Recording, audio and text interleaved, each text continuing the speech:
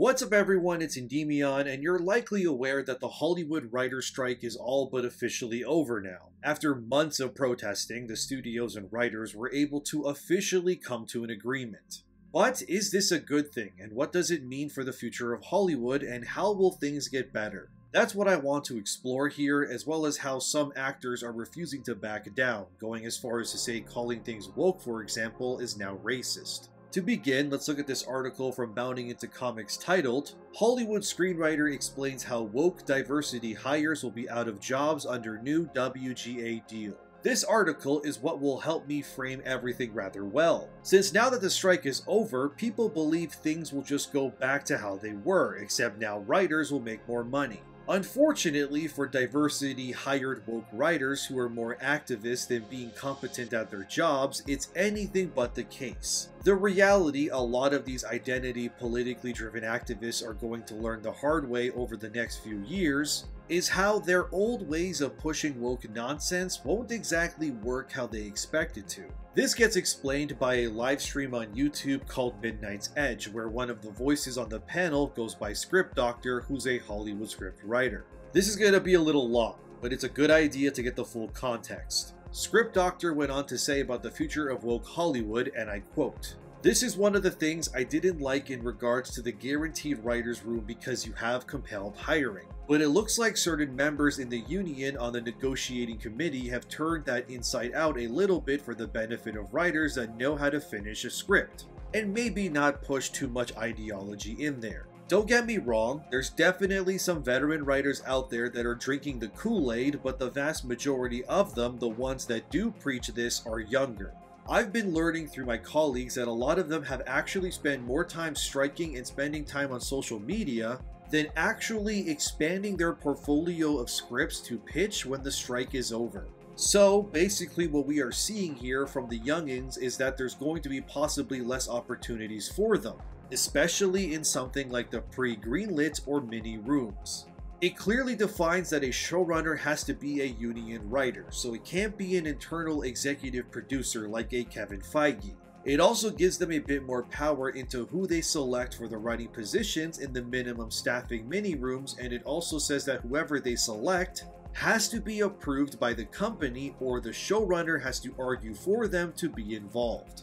Now, with regards to those rooms, a good showrunner is only going to hire writers that they are going to get value out of in their room, which means that if you are a diversity hire and that's all you've got going on, you are of no value to a showrunner, which means you are not going to get your guaranteed hire over there, and I think that's a good thing. The other aspect with regards to the contract pertaining to mini rooms is that the compelled hiring has now increased. That essentially turns the mini room into something more expensive than the traditional model of developing a pilot. Producing the pilot to be screened before an audience test to see whether or not it's actually going to be good, and then giving it the green light to go into an actual series order. The mini room basically tries to force a hit show within a 6 or 8 or 10 episode structure. Get it all written before any of it is filmed and then push it out there. You can take a look at a pilot like Ahsoka and say to yourself, okay, that's a show that was done in a mini room. It was done by one writer, Dave Filoni. And if you put that through the pilot test, there's no way it would have been picked up for the remainder of the episodes. And that's a good thing. You don't want that. And when you have those types of orders and you have the showrunner being in charge of it and picking the writers they want to work with, and being able to argue why they need it for the benefit of the show, you then basically exclude any of the writers in town that are not going to be of value to you. And I think everybody listening and gentlemen on the panel know those types of writers are not going to be lasting in this industry because they're not qualified, and I think that's great, end quote. So basically, given this new meta for Hollywood script writing, it should in theory weed out any of the woke activist writers at a much better rate. One of these new changed rules that was approved is the new residual metric.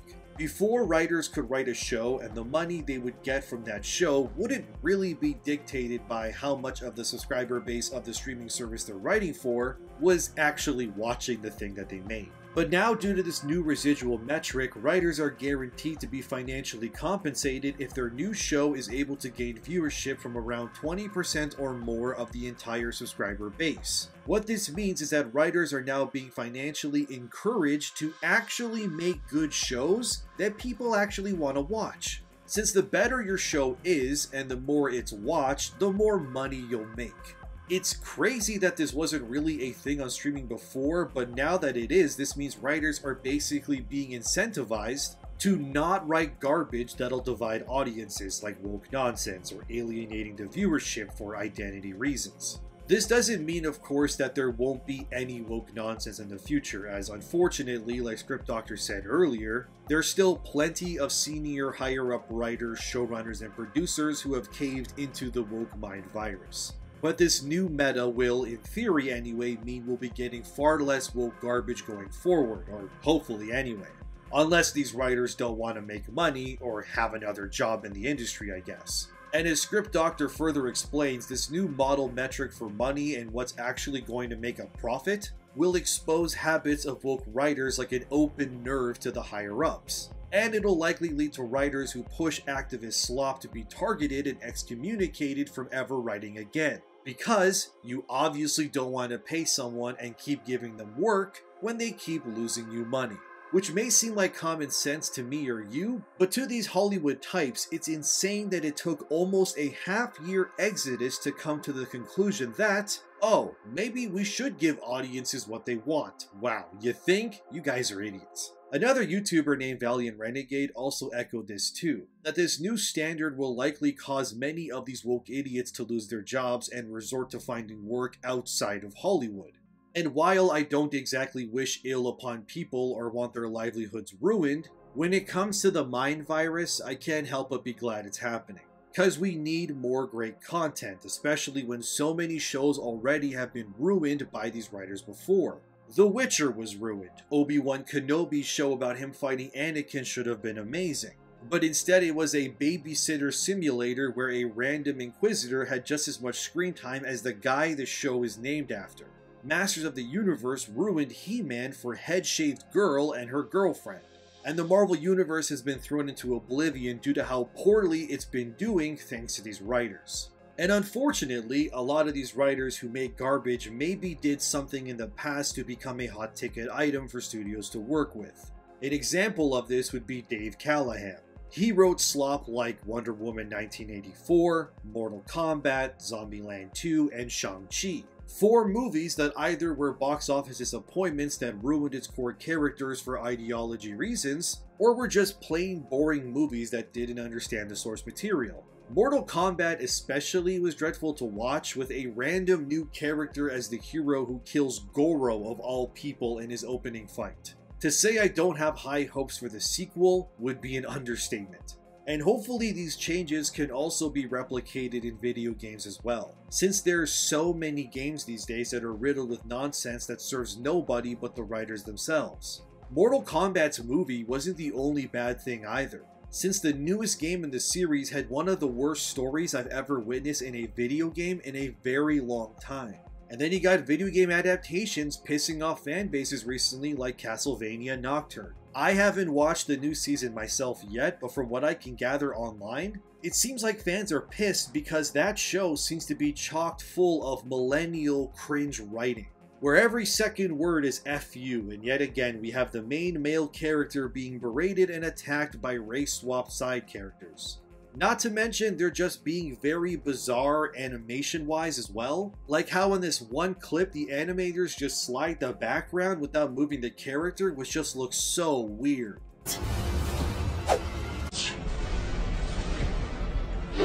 But again, I haven't seen it yet myself, so maybe it's not as bad as people make it out to be. I enjoyed parts of the original Castlevania Netflix series, even if that too had some bad writing as well, but the apparent state of Nocturne is what these new writing rules will hopefully weed out in the future. Because the less these awful writers get jobs, the less opportunities there will be for these morons to ruin everything they touch in the future. Because the last thing we need is more insufferable girl boss characters and bitch boy male ones that stand to the side to let the girls do all the fighting.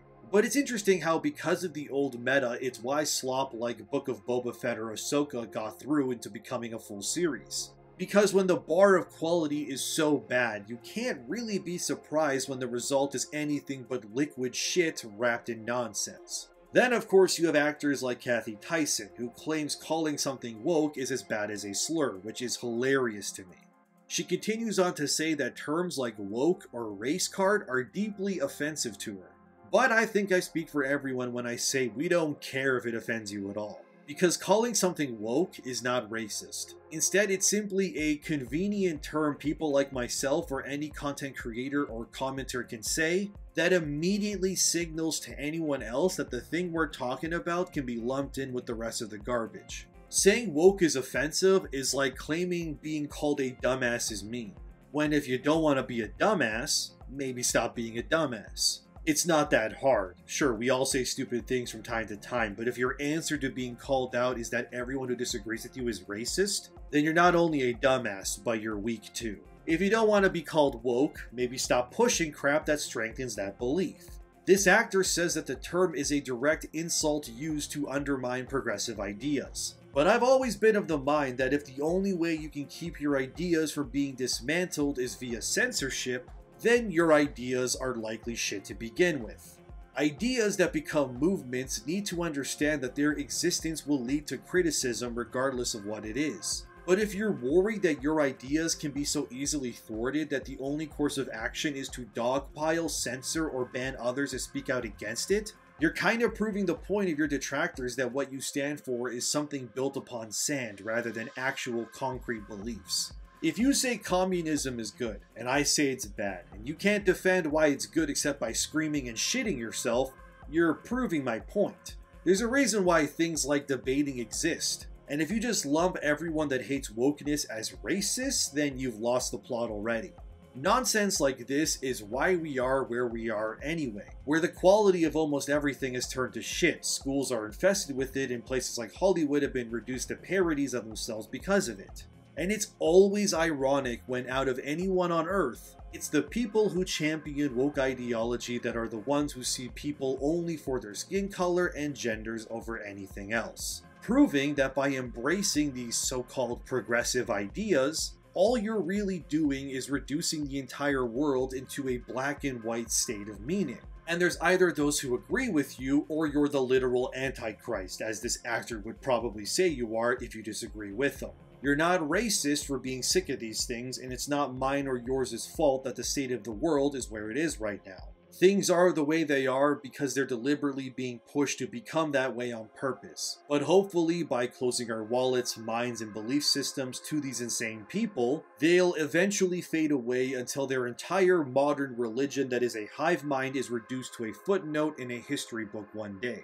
And finally, we have this article from a few months back that kind of signaled where Hollywood might be going in the future as well. With this LA Times article painting a picture that conservatives are outing high-profile women of color in executive roles. This conspiracy theory, as the LA Times claims, is being pushed by white people to cleanse Hollywood. One of these exits was Karen Horn, who was in charge of diversity and equity at Warner Bros. Discovery. She was laid off in June, and apparently during 10 days straight in June 2023, 4 high-ranking women of color were either laid off or forced out by executives at high-profile companies like Disney, Netflix, Warner, and the Academy of Motion Picture Arts and Sciences. The LA Times also cites how others they've spoken to are parroting a narrative that Hollywood elites don't want African Americans to have access to the corporations, when this has been anything but the opposite, with many corporations deliberately hiring only people of color. But again, the mess we're in right now isn't because of the influx of people of color, but it's that these Hollywood studios are prioritizing identity over actual abilities and credentials. I don't care if someone who's a minority wrote something I enjoyed, but I do care that the quality of entertainment has diminished. And it's because people who aren't qualified are being given jobs based on things that have nothing to do with the job to begin with.